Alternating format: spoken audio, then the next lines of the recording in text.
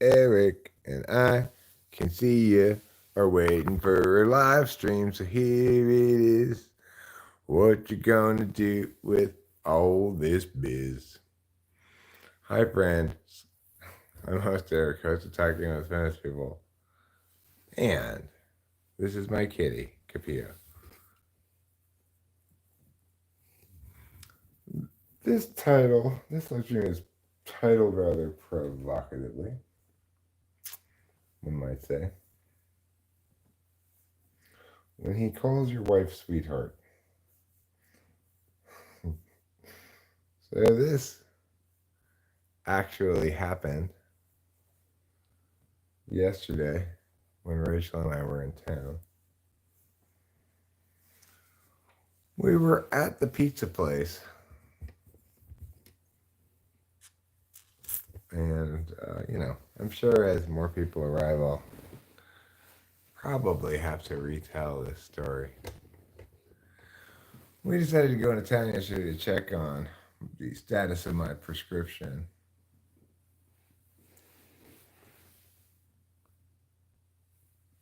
No, I meant to. I knew I was going to title a live stream this because I think it's kind of a funny story, actually, and it's an interesting story about how intuition needs to be informed by context, right? So we went to the pizza place because obviously football was on there.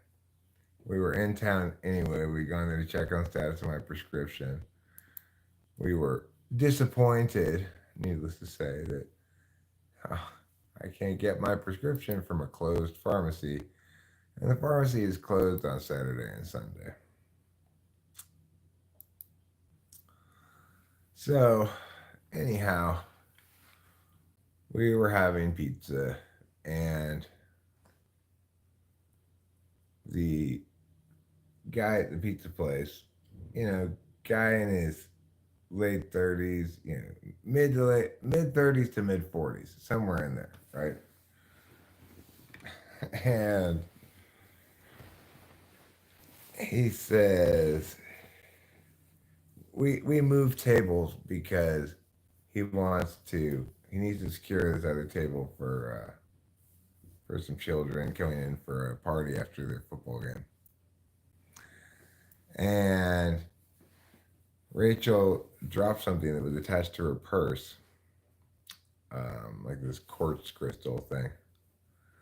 And the guy picked it up and he says, "Did you, here, sweetheart, did you drop this?" Well, what's going on there? Not normally you'd say to another man's wife who's sitting right next to her or across from her, you know.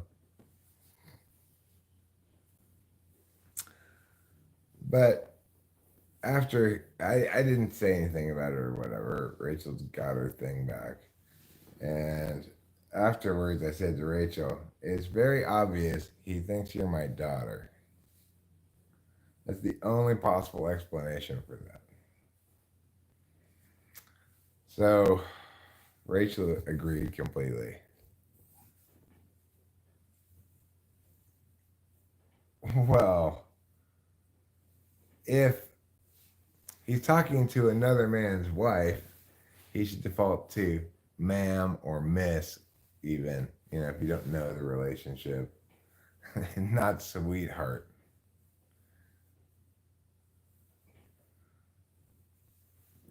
It's not the South, Winston's mom.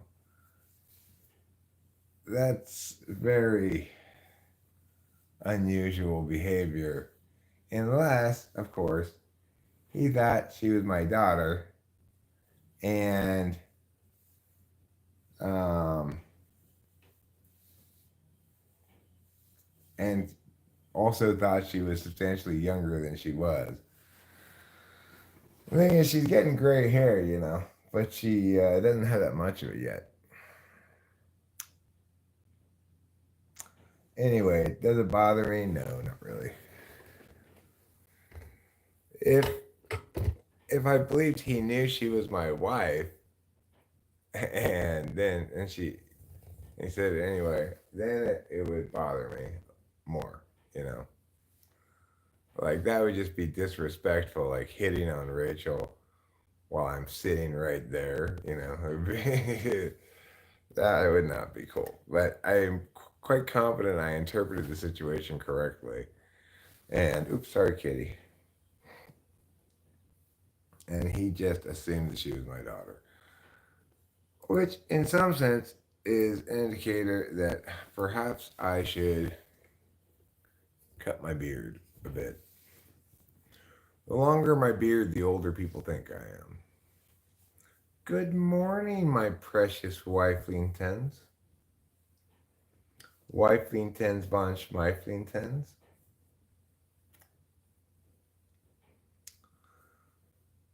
As was the case a couple of days ago,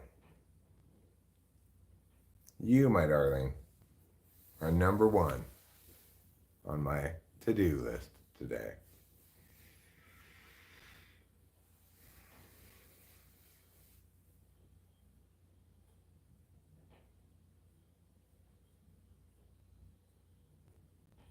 Um, I mean, it's fine. Like if we meet up with David for lunch or something and David gives Rachel a hug, that's not going to bother me at all, you know? Not going to bother me at all. Because, you know, we know David. I guess I get that he's a huggy kind of guy and that he hasn't, you know, it's like you got to read the specific situation, right? You got to read you got to read the intentions of the person doing the thing and what their likely belief is of the situation, right? It would have been weird. I would say for sure would be weird and unusual for a man working like the manager at a pizza place to say to you to your wife, if he knows it's your wife, to call her sweetheart. I would say that'd be very unusual and likely to.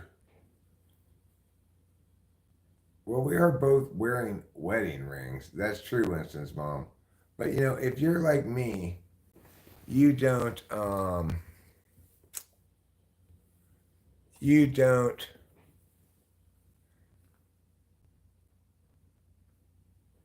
you probably don't say anything and if it just happens one time, you know, like even if I believe that guy knew that Rachel was my wife and he called her sweetheart one time in that context, I would probably be too slow to respond and unsure of how to respond to even say anything if it happened one time.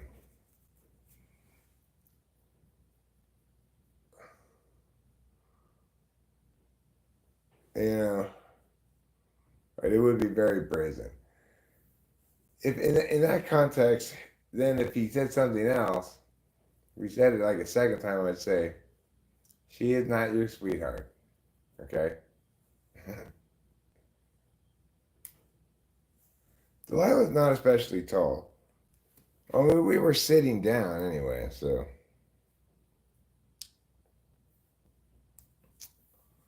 But I trust my intuition about this circumstance. I believe he believed that Rachel was both younger than him and my daughter. In reality, Rachel and he were probably the same age.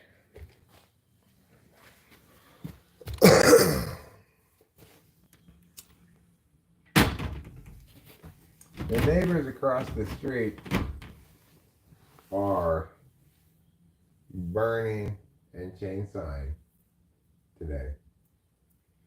But despite that fact, even though it's right across the street and it's about as loud a thing as could possibly be, you can barely hear it in the house. It's pretty good.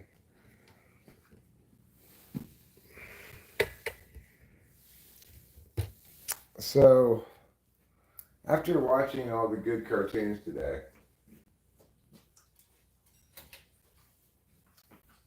I figured, well, I guess I'll live stream for a little while. And I'm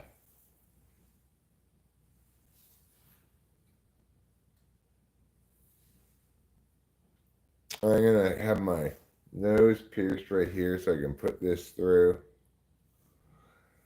You know, like a tribal person with a stick through their nose.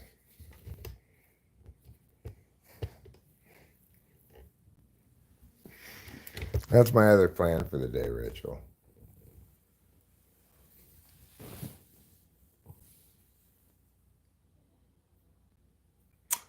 So, Rachel and I have in store today intercourse and then a trip to the piercing store.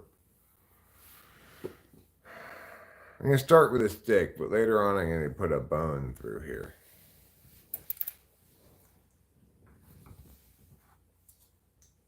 A small bone,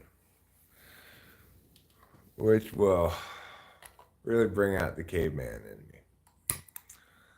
I think also Rachel and I need to go to lunch, though. And I'm really thinking that we might need to go to lunch before I bone, and then later after that, bone my nose, you know. Some kind of boning in that case.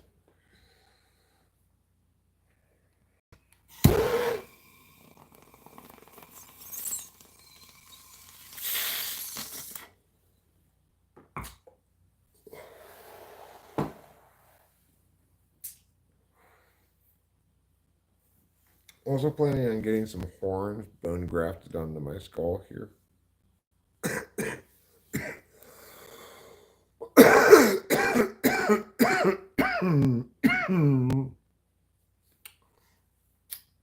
Well, Rachel, I'm going to give you a hint as to where I'd like to go. It rhymes with schmurdies. No, Rachel, you got the last two backwards. It's lunch, intercourse, bone in the nose. Okay. Lunch, bone in the Rachel, bone in the nose. Goes like that. If we were eating bones for lunch, it would go bone in the stomach, bone in the Rachel, bone in the nose. But I think it's unlikely that we will be eating bones for lunch. We're not dogs.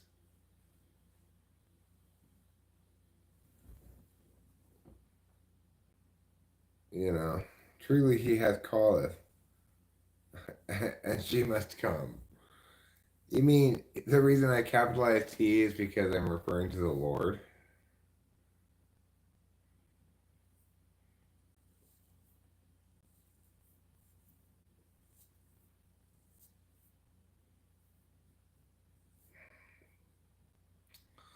I like my Rachel like I like my ribeyes. Bone in.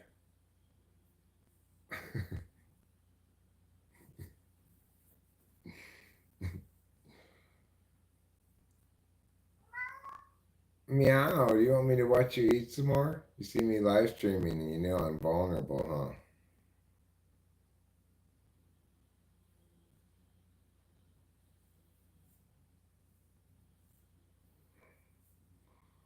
You're eating White Castle? White Castle sounds pretty good. The freezer kind. Well, of course the fries need ketchup. I think it's ironic and interesting, Winston Blom, that you think they need catsup. Who uses catsup as a first choice over ketchup?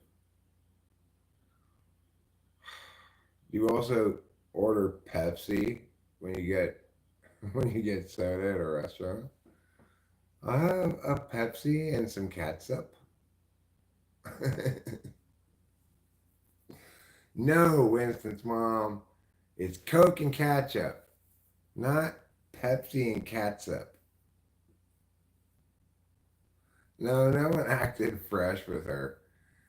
There was just this guy who thought she was younger than she was, also thought she was my daughter, and called her sweetheart.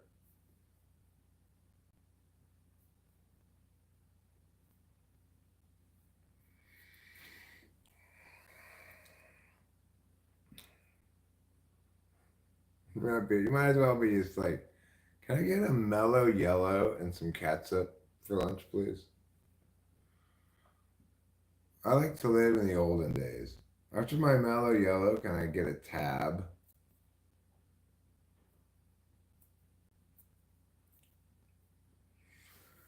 And then instead of margarine, can you give me some oleo? That's what my grandmother called. Um,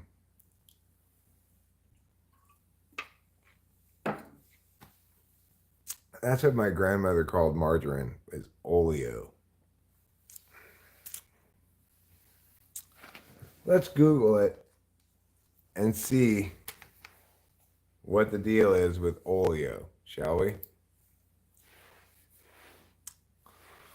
Why did my grandma call margarine oleo?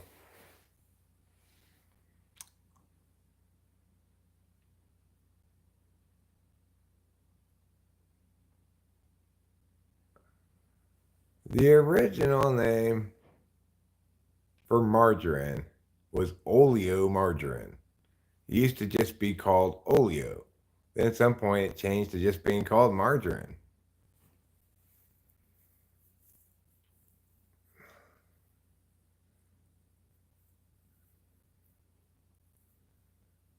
Huh. Interesting. Well, that's why Grandma called it oleo.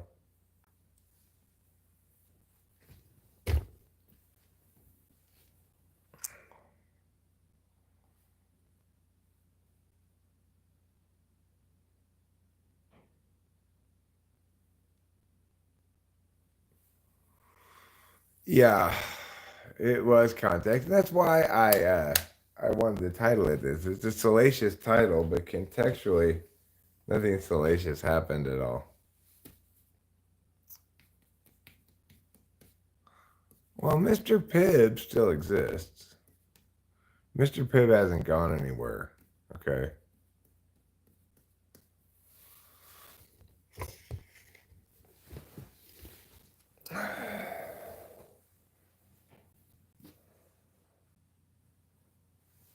But I'm sure if he had known Rachel is 38 and my wife, he would not have called her sweetheart.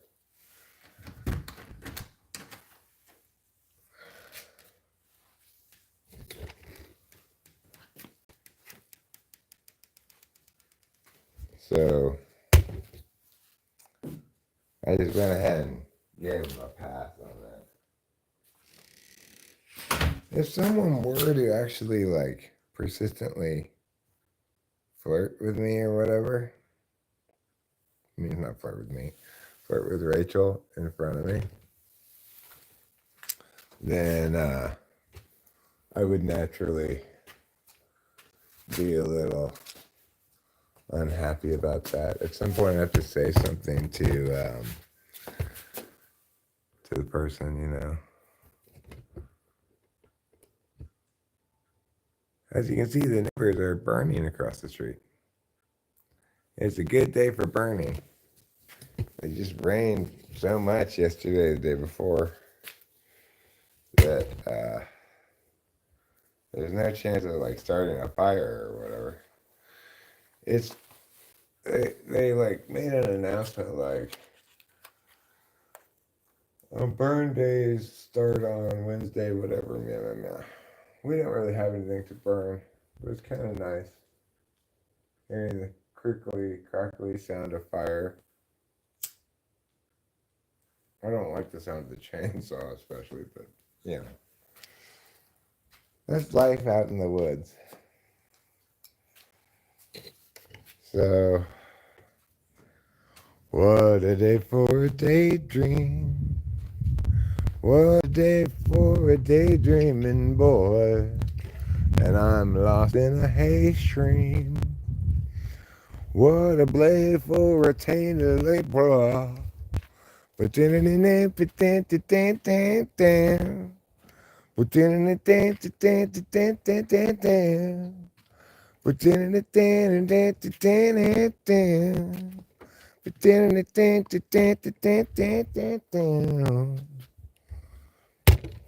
there. Now I'm standing over here. It's a different place.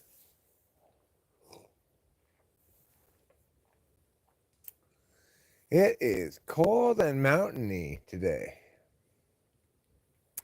It's about as cold and mountainy as it's going to get. And beautiful, too. Just look at how beautiful it is. See all of the beauty.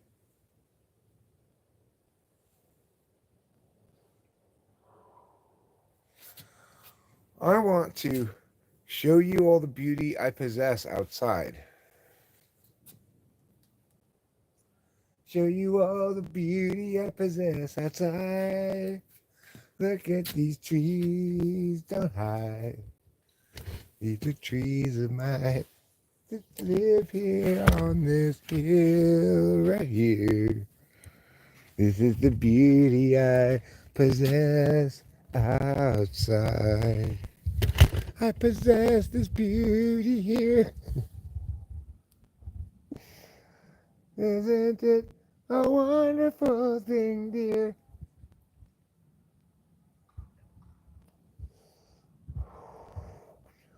No matter what they take from me, they can't take away my hill of trees. Yeah, no matter what they take away from me, they can't take away my hill of trees. It's just part of the beauty I possess outside.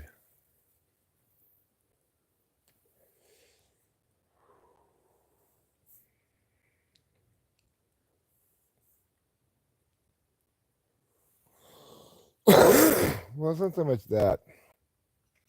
It's considered good fire safety maintenance, clear underbrush and stuff around your house up here. A lot of people do it in the burn season. It's just, I mean, the thing is, I don't think it's really anything to worry about these days because there were big fires the 2 years before we got here. I think people are habituated to it. I'm not doing it. Like, what I should be doing according to the burn protocols or whatever is burning all the underbrush stuff around my trees. Like I heard him saying to his son, they don't get those logs, just get the little stuff.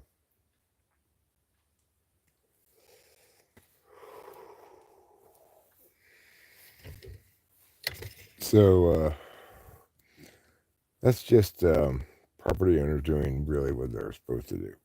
This house is built with kind of like a fire barrier around it already, so I don't really have to do that much stuff like that. But we had to burn when we first got here. There was a big burn pile set up for us down there, but it had not been burned. So me and Cameron and Rachel burned it. It was mostly me and Cameron. I thought I'd include Rachel anyway. Just she likes to be included in things.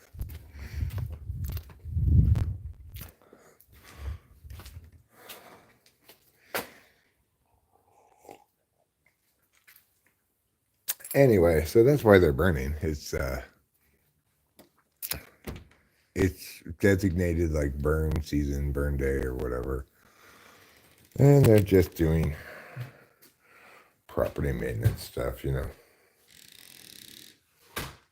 I'm more tolerant of weeds and leaves and stuff than other people around here because I come from a neighborhood where, in fact, there's not really any reason to pick up those leaves except people want their flat, plain green lawns to be to be meow.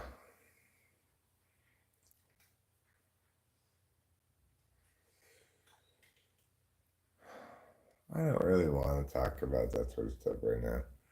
Maybe if it had been tomorrow and I were on amphetamines.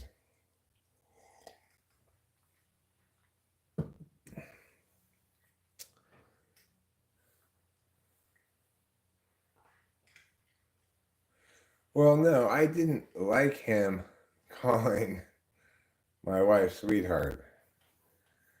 I think it was a bold move of his no matter what.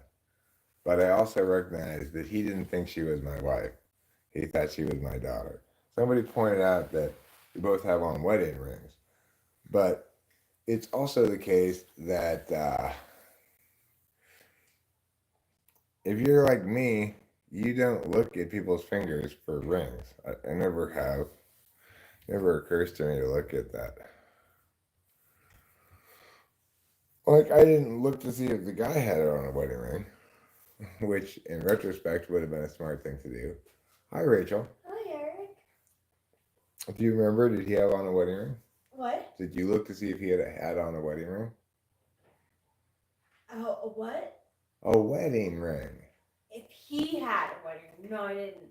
Because I was like, it was really like strange because I was like so happy that to get my like keychain thing back that like I couldn't react to him calling me sweetheart. I mean, I feel like I'm not sure, like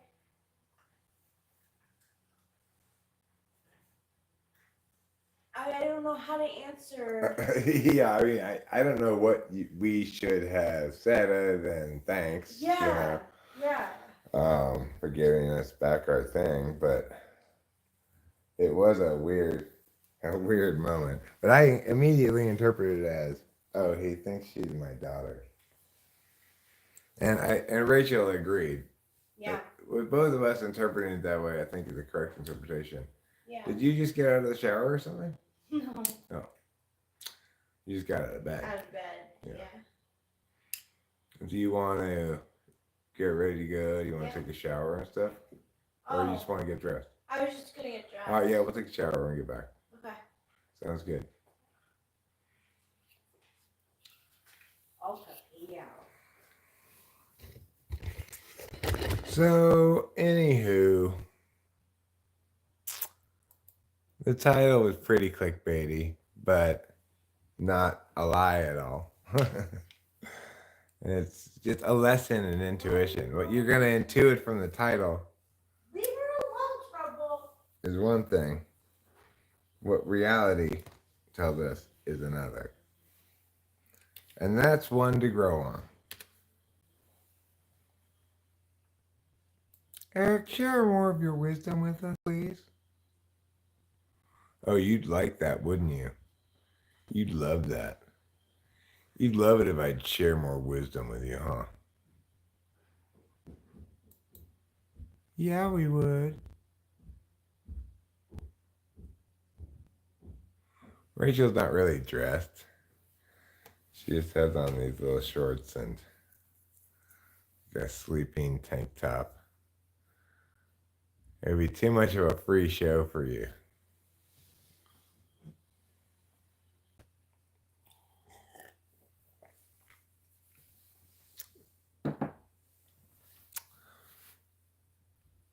Anyways, so we'll go to eat at Birdie's.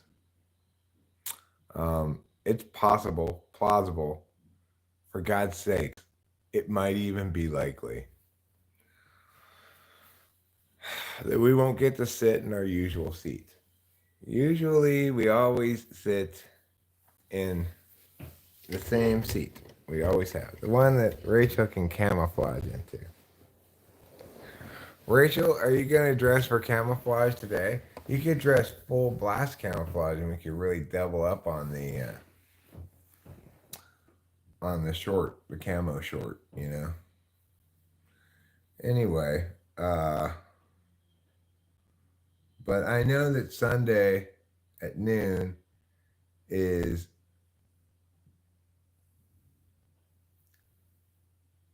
possible, plausible, probable, likely even.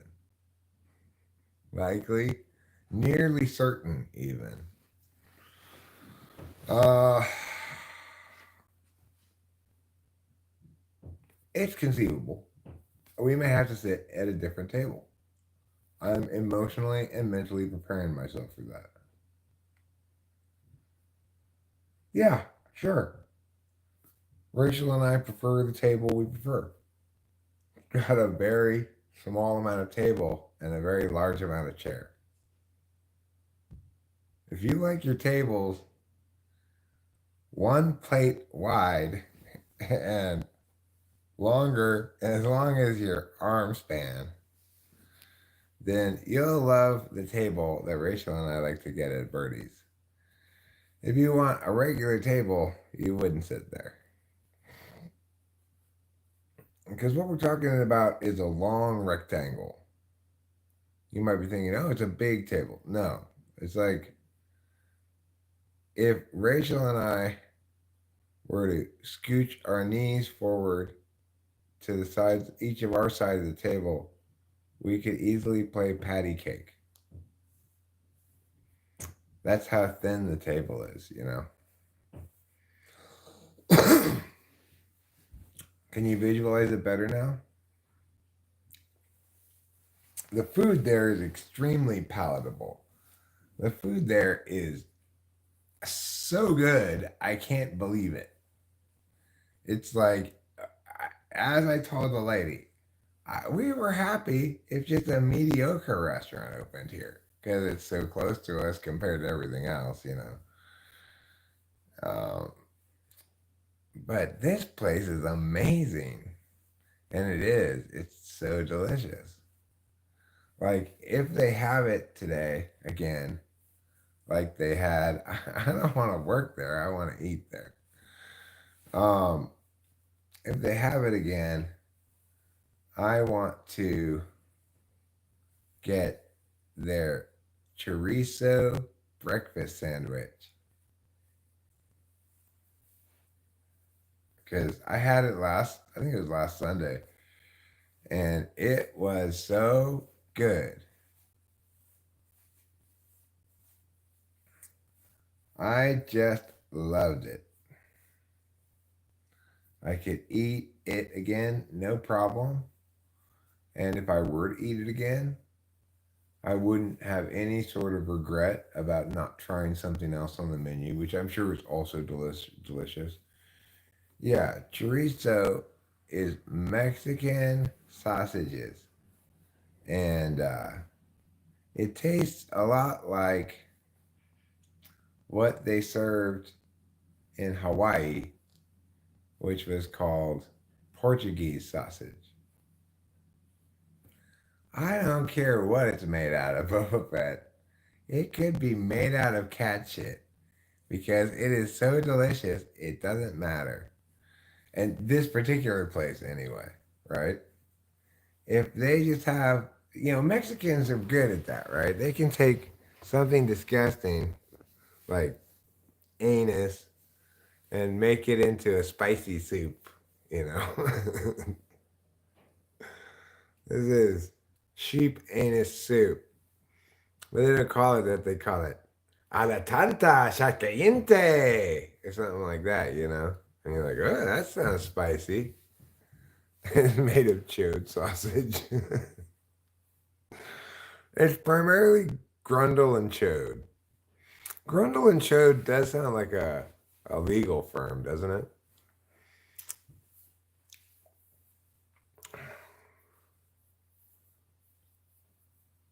So, anyway, the chorizo on this breakfast sandwich that I had last time at Birdie's is so good.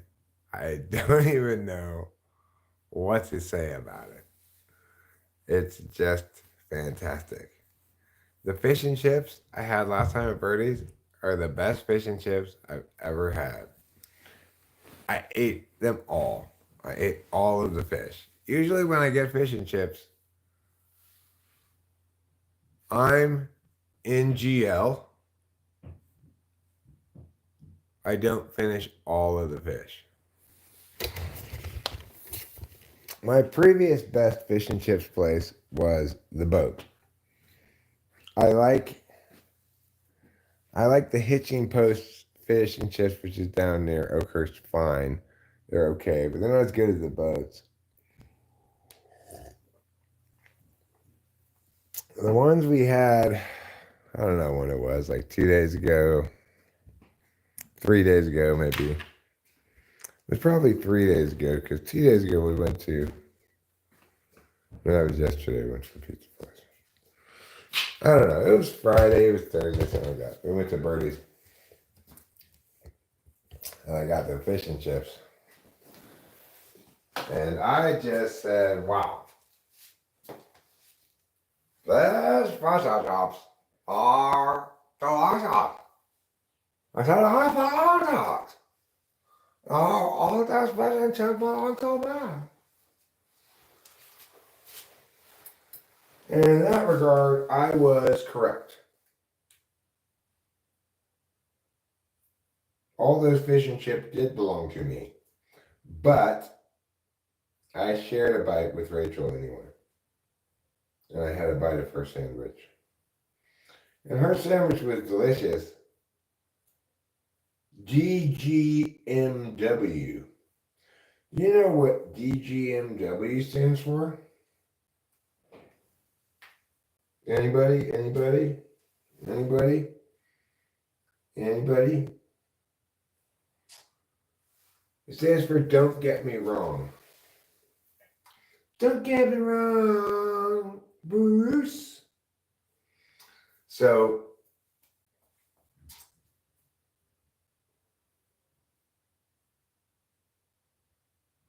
anyway, DGM Dubs.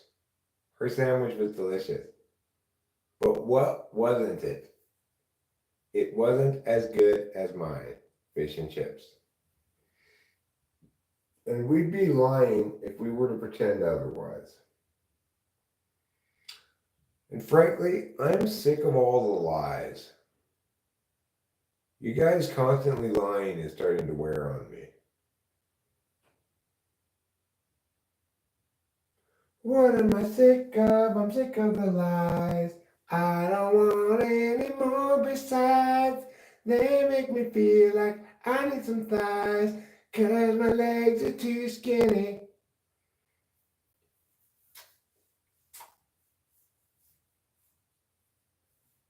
So I hope I've clarified a few things there for you.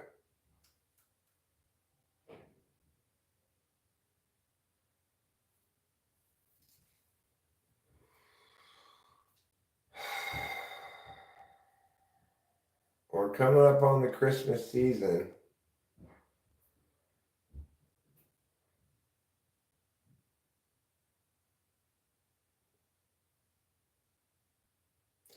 Oh, it's getting on Christmas. They're cutting down trees.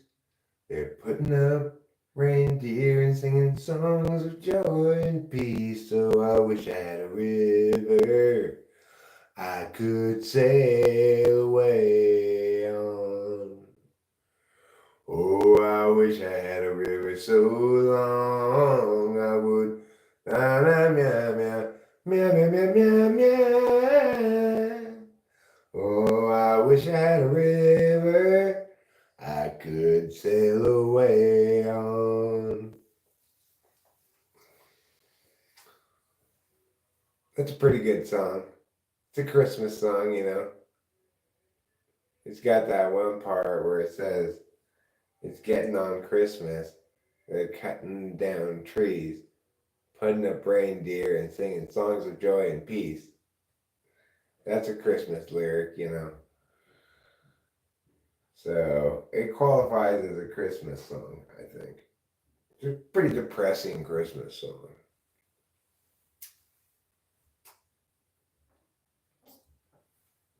There's this one horrible, depressing country Christmas song. It's like,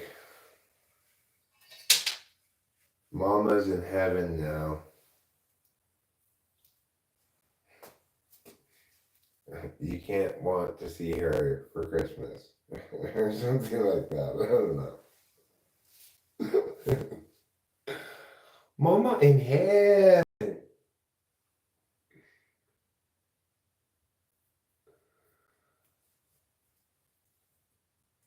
You know, you want your Christmas songs either cozy or kind of swinging upbeat, you know.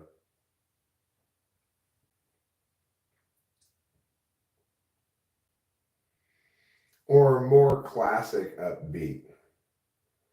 Like swinging upbeat is like Jingle Bell Rock or Rocking Around the Christmas Tree. But more classic upbeat is like Sleigh Bell. Let's hear those sleigh bells ringling, ding ding tingling too. Come on, it's lovely weather for a sleigh ride together with you. We'll have a lot of cheese and also a new. Come on, it's lovely weather and a sleigh ride together with you. Giddy up, giddy up, giddy up, let's go. Let's look at the snow. We're riding in the wonderland of snow. Giddy up, giddy up, giddy up, it's grand, and there's some sand. Wonderland, where you do. Let's see some friends out there, and then we'll have some yoo-hoo.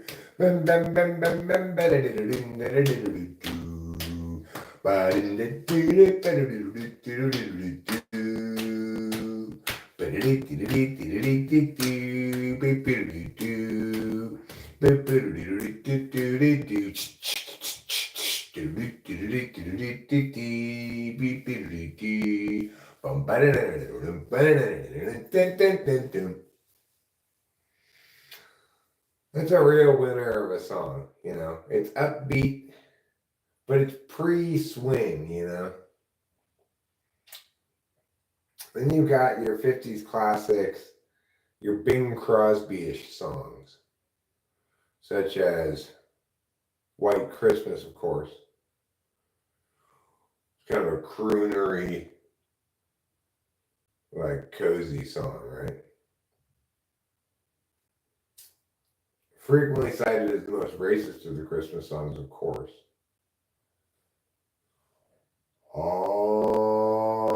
I'm dreaming of a white Christmas, just like the ones I used to know,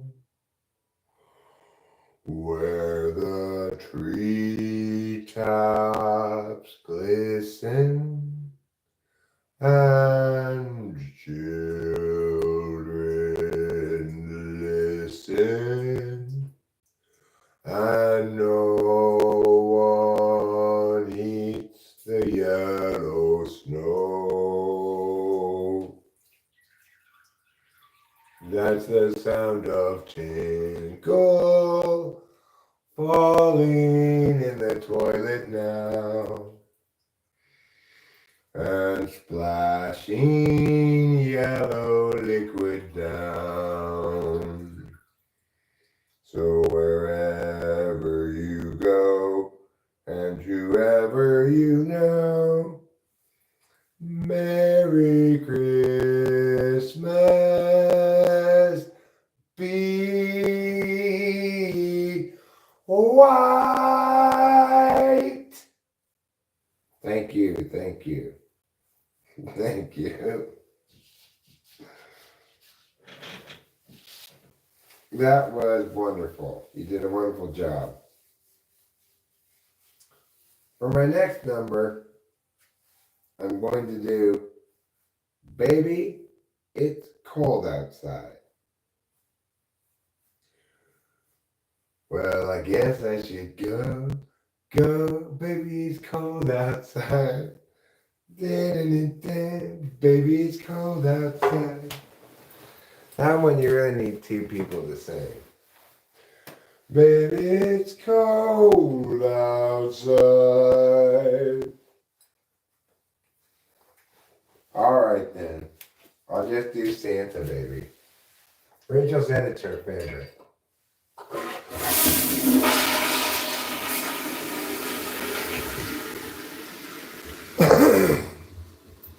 Rachel was telling me just the other day that when she worked at a restaurant and Santa Baby would come on,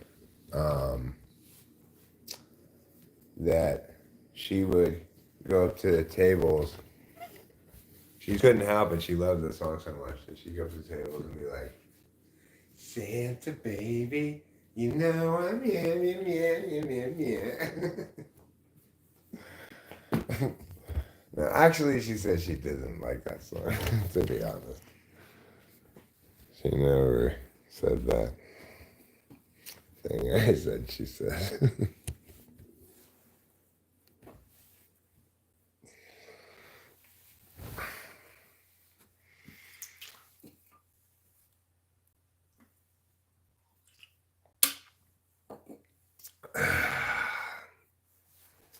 Sounds like there's a pause in the chain sign, which to me sounds like an invitation to smoke. I wonder how far away Rachel is from readiness.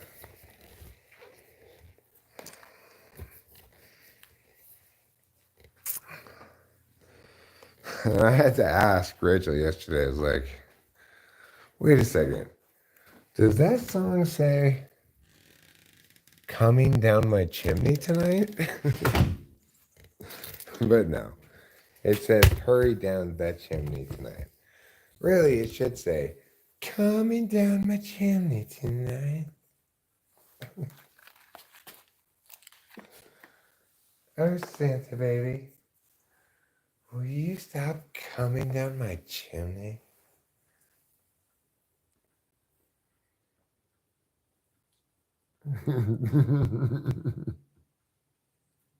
Yeah, you were. For the time, it was like eat, sleep, Santa baby, repeat.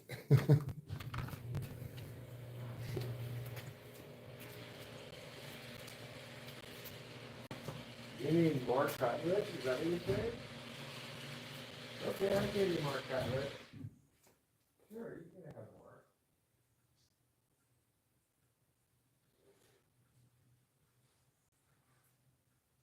Here you go, Woodman friend. Here's some more cutlets just for you.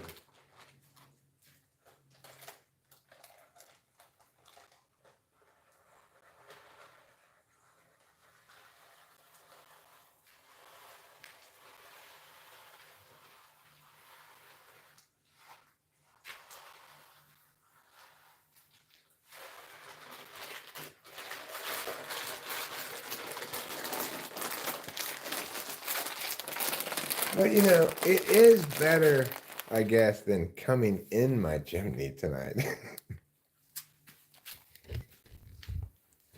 You keep coming in my chimney tonight.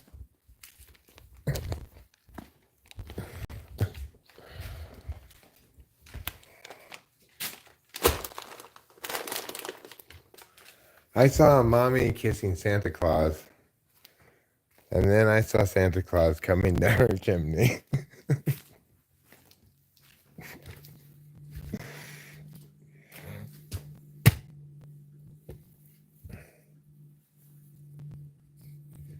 My benevolent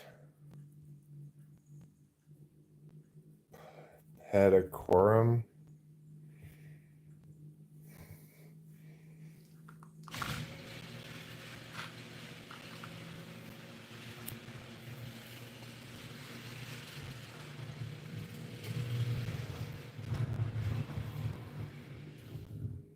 At first, Santa tried coming down my chimney, but he said he couldn't get his sack off.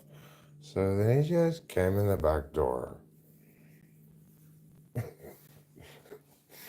It's a very suggestive sentence about Christmas.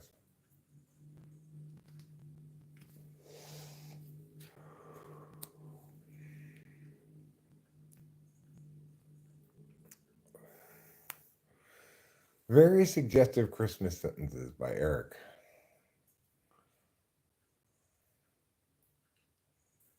First Santa tried coming in my chimney, but he couldn't get his sack off, so then he came in my back door.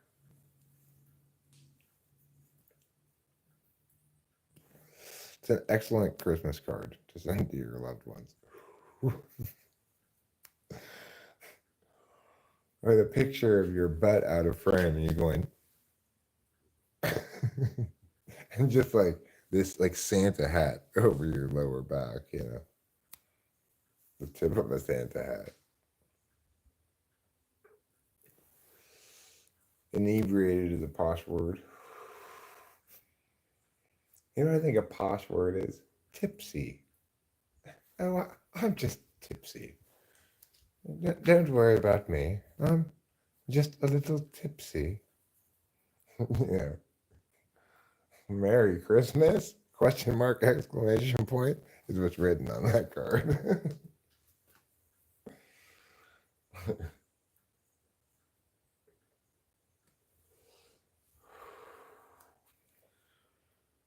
And it turned out the only thing they had in his sack for me was this gross, gooey white stuff. Oh, it was totally worse than coal, I said. I could at least heat my house with coal. Wait a second, is this whale spermaceti? If so, I could heat my house with this, I guess, too.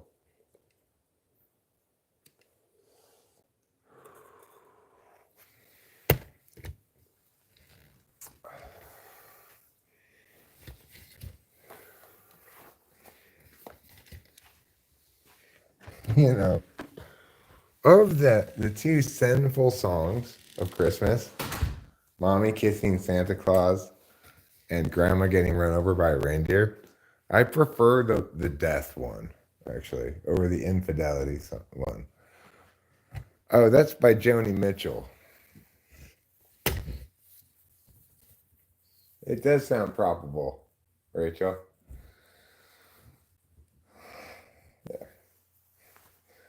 I'm not drunk. I've merely got a whisper of tipsy. That's Joni Mitchell from the album Blue. It's coming on Christmas. They're cutting down trees. They're putting up reindeer and singing songs of joy and peace. So I wish I had a river I could sail away on.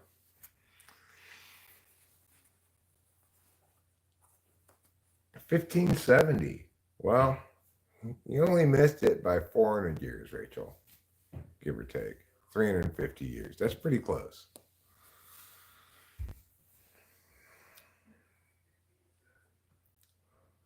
It's because you've tipped a few cups, I guess. It's probably why the etymology of the word would be my guess. Oh, the internet says 1800s. So you were pretty close. Internet says 1570 or 1800s. Just split the difference, call it, I don't know, 1690.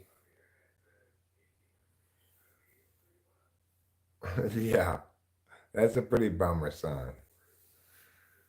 It's not festive at all. It's kind of like um,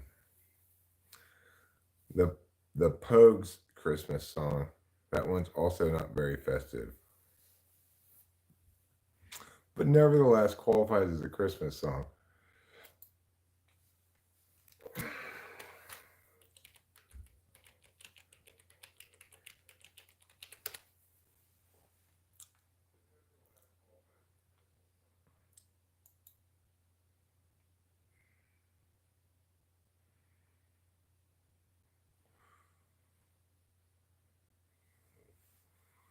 They've got cars big as bars, they've got rivers of gold, but the wind goes right through you, no place for the old. When you first took my hand on that cold Christmas Eve, you promised me Broadway was waiting for me. You were handsome, you were pretty, queen of New York City.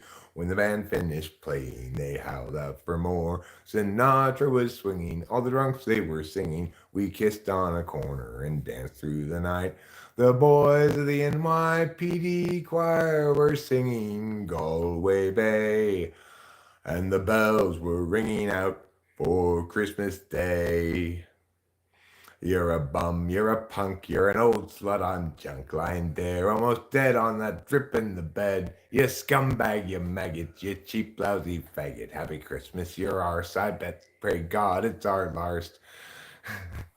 And the boys of the NYPD choir are still singing Galway Bay as the bells are ringing out for Christmas Day. I could have been someone, well, so could anyone. You took your dreams from me when I first found you. I kept them with me, babe. I put them with my own. Can't make it all alone. I built my dreams around you. It's a pretty depressing song, really.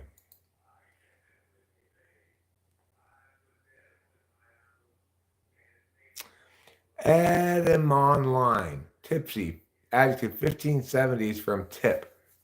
Compare drowsy, flimsy, tricksy, later associated with tipple. Tipsy cake. With stale cake saturated with wine or liquor.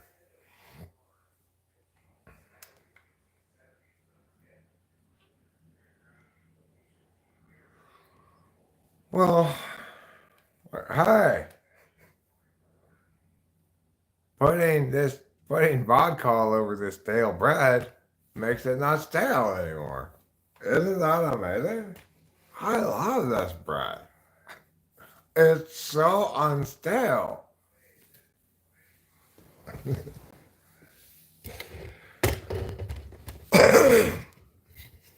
Hey, can I have another glass of unstale bread?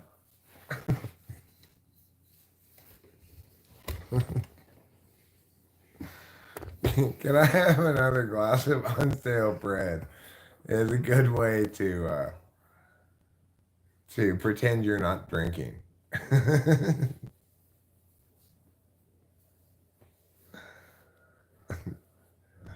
Rachel and I were discussing the other day in the car our favorite contemporary-ish and least favorite contemporary-ish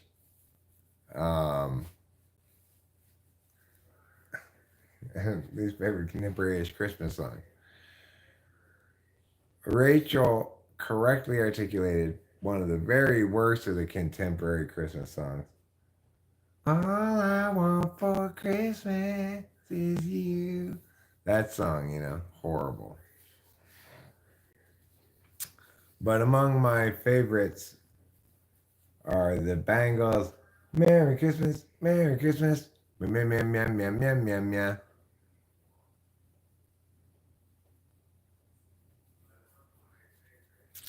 And I'm also fond of this, which I'd say is probably the gayest of all Christmas songs. Last Christmas, I gave you my heart. The very next day, you gave it away. This Christmas, I'm meow, meow, meow, meow. I'm give it to someone special.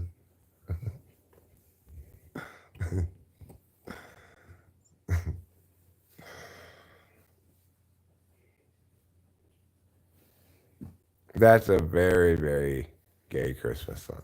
But it's a good one. I'm never gonna dance again. Guilty feet have got no rhythm. All right, let me look up that Bangles Christmas song. Once I see the lyrics, I'll know how the verse goes.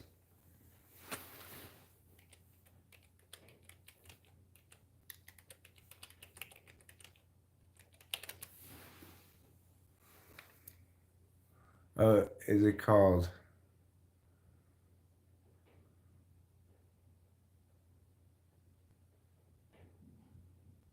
I think it's actually by.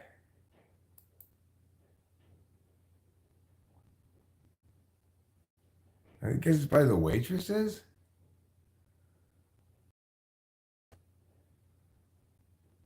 Maybe not. Merry Christmas, Merry Christmas.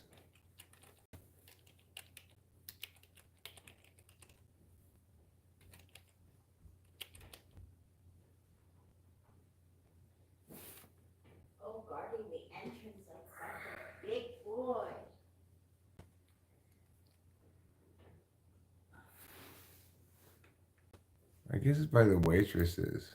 Oh, I really? I had no I thought it was idea. by the Bengals.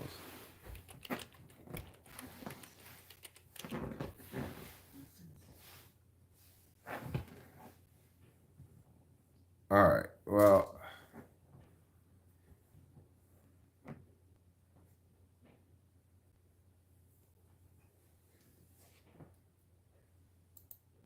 But I think I'll miss this one this year.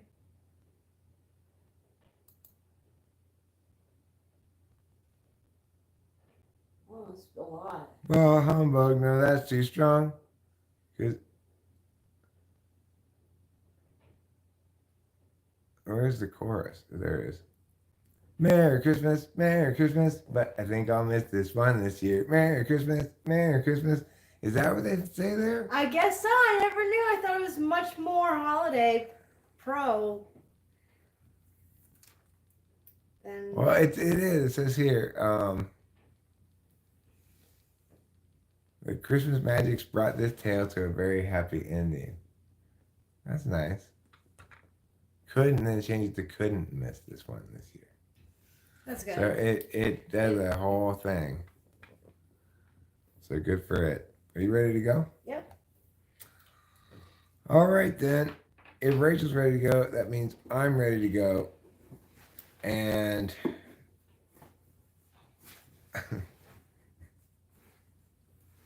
Jared Taylor Thomas. I don't know who Jared T is. Ruben could have sworn that one was either by Jonathan Grundle or Chode Billingsley. I think it was Jonathan Billingsley Chode Grundle.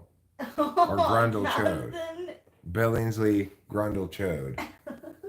Grundle hyphen Chode. All right. Who's Degenerate George? I don't know. I don't want to know. Goodbye and good luck, my beloved friends. May God bless you on your journeys today. And remember, there's nothing wrong with you.